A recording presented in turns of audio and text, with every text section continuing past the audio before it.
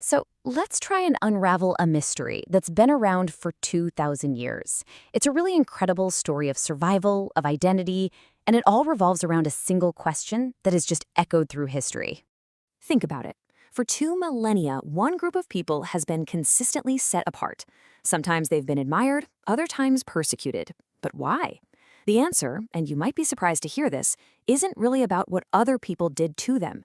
It's actually a story they began to tell about themselves, a powerful idea that would go on to shape their entire destiny. So where do we even start? Well, to get to the bottom of this, we've got to go way, way back in time, to the ancient Eastern Mediterranean. I want you to picture this area as a kind of bustling, ancient neighborhood. It's squeezed right between the two massive superpowers of the day. You've got Mesopotamia in the east and Egypt in the west. This was a place where empires, ideas, and trade routes all just smashed into each other. It was crowded, it was competitive, and it was incredibly influential. Now, in this vibrant, crowded place, the Hebrews weren't the only ones on the block. Two of their neighbors were huge players on the scene: the Phoenicians and the Aramaeans. And these two groups, they kind of divided up the territory perfectly. You had the Phoenicians, who were the undisputed masters of the sea. They lived on the coast, built these amazing ships, and basically controlled all the trade on the water. Then, on the other side of the mountains, you had the Aramaeans. They were the masters of the land, controlling all the caravan routes that would eventually become the famous Silk Road. And here's a really cool part that shows just how much impact they had. These guys weren't just traders, they were innovators.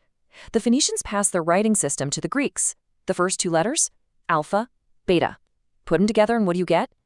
Alphabet. It's right there. Meanwhile, the Aramaic script became the ancestor of both the Hebrew and Arabic alphabets.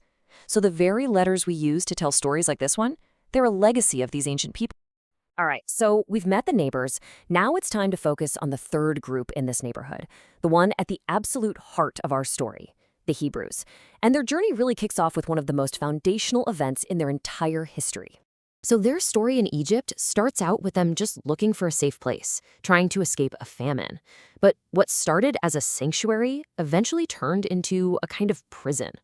Over about 400 years, their situation changed dramatically until they were forced into slavery. And it took one incredible leader, a man named Moses, to get them on the path back to freedom. And their escape? Wow. It was something straight out of a legend, truly biblical in scale. You've got the Egyptian army bearing down on them, they're trapped at the edge of the Red Sea, and then the impossible happens. The waters part, creating this dry path for them to cross, and as soon as they're safe, the waters crash back down on their pursuers. I mean, seriously, look at that. A wall of water on either side. It really makes you wonder, right, from a, purely physics standpoint. Where did all that water go? We'll leave that one to the scientists. For the Hebrews, what really mattered was that it was a miracle, the miracle that guaranteed their freedom. So after that dramatic escape, their journey leads them to Mount Sinai. And it's here that Moses is said to have received 2 stone tablets directly from God, carved with 10 fundamental laws, the 10 Commandments. Now, this was way more than just a set of rules. It was a covenant, a moral blueprint for their entire people.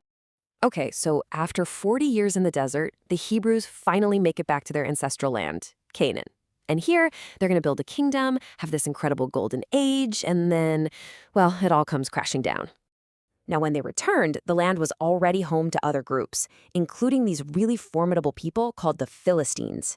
And the Philistines had a champion who was, well, terrifying. His name was Goliath, and he stood 2.4 meters. That's almost 8 feet tall. But he gets taken down by the most unlikely hero you can imagine, a young shepherd named David, who's armed with nothing more than a simple sling and a stone. It's the ultimate underdog story, a classic tale of cleverness and courage winning out over sheer brute force. And that incredible victory just skyrockets David to the throne, where he finally unites the Hebrew tribes. Then his son, Solomon, ushers in a true golden age for the kingdom. But like so many great empires, that unity just couldn't last. After Solomon died, the kingdom split in 2, Israel in the north and Judah in the south. And that division, well, it was a fatal weakness. It left them totally vulnerable to the big empires rising up all around them. But here's the twist. This is where the story gets really, really interesting. You'd think that total defeat, the destruction of their kingdom, would be the end of the line. But it wasn't. In a strange way, it was actually the beginning, the very moment that forged their identity into something completely new and unbelievably resilient. The conquerors this time were the Babylonians, and they were brutal. They didn't just win a war, they obliterated the capital, Jerusalem, and then they forced its people to march, get this, nearly 1,000 miles away to become forced laborers in Babylon. This deeply traumatic time is what's known as the Babylonian Captivity.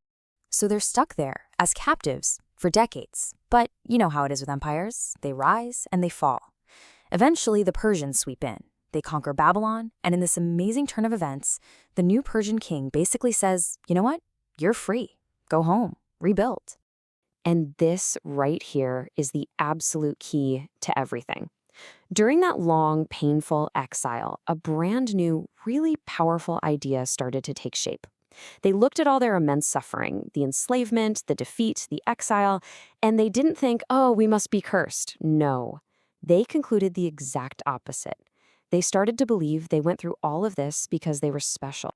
This powerful idea, this concept of being a chosen people, completely reframed their entire history. Their tragedy wasn't a failure. It was a test from God. This belief that their unique relationship with God gave them a unique destiny, even if that destiny involved incredible hardship. This is the very moment Judaism as we know it really crystallizes. And that brings us right back to our original question.